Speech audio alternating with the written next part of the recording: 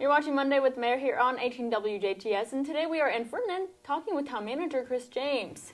Thanks for joining us today. Well, thanks for coming over, Ann. Appreciate it. And I understand there was the last chamber meeting. We had our last quote-unquote official Ferdinand Chamber of Commerce meeting. It was last Tuesday. We just kind of tied up loose ends, little bits and pieces of business that needed to be finalized as we, I guess, decommission ourselves and roll into the new Du Bois County Chamber. It was, in a sense, I guess, anticlimactic a little bit at our December meeting. And at the start of December, we had our big chamber dinner. So that was kind of the last big thing that we did. And then it's just a matter of some housekeeping items.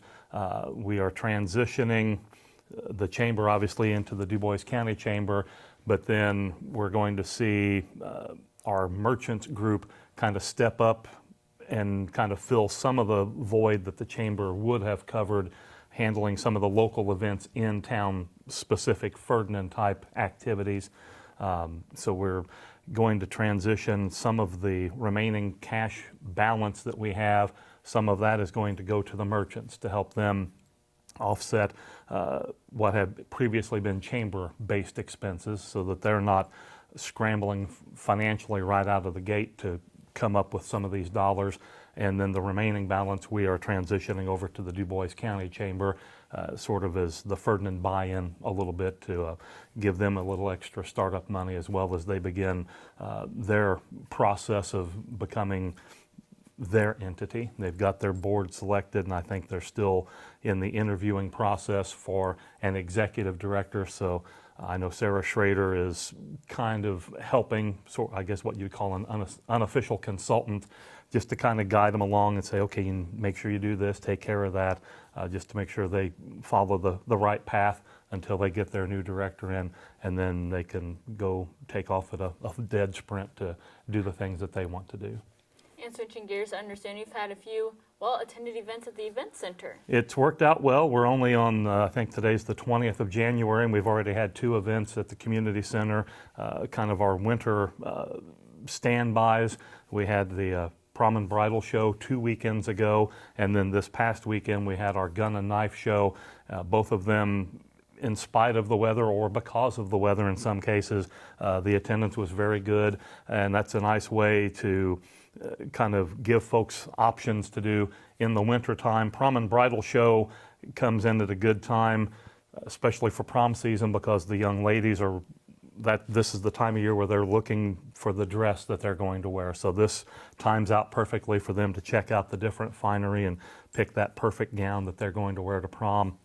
And then for the brides, there's not usually a quick turnaround from January to a spring wedding in the same year.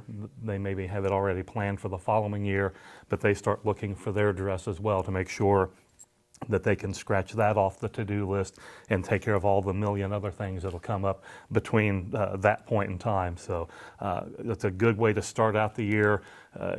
Community center keeps them active. It brings people into town, which helps out a lot of our other residual business in the community, food-based, getting fuel, just visiting town in general. So we're looking forward to that every year in January. The next big thing really coming up in town will be the first weekend of April. I think it's April 2nd to the 4th.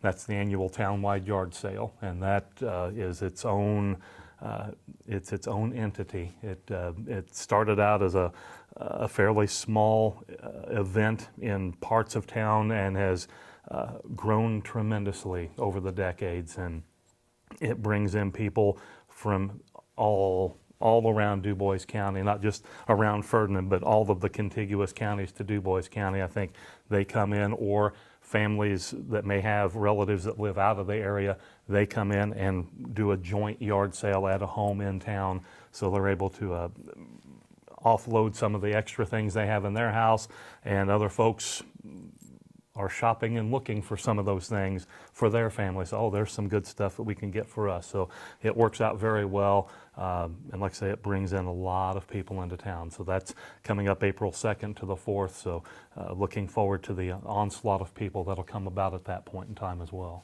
Yeah, And I imagine this mild winter weather we've had is helping the Old Town Lake project quite a lot. It is. They are down.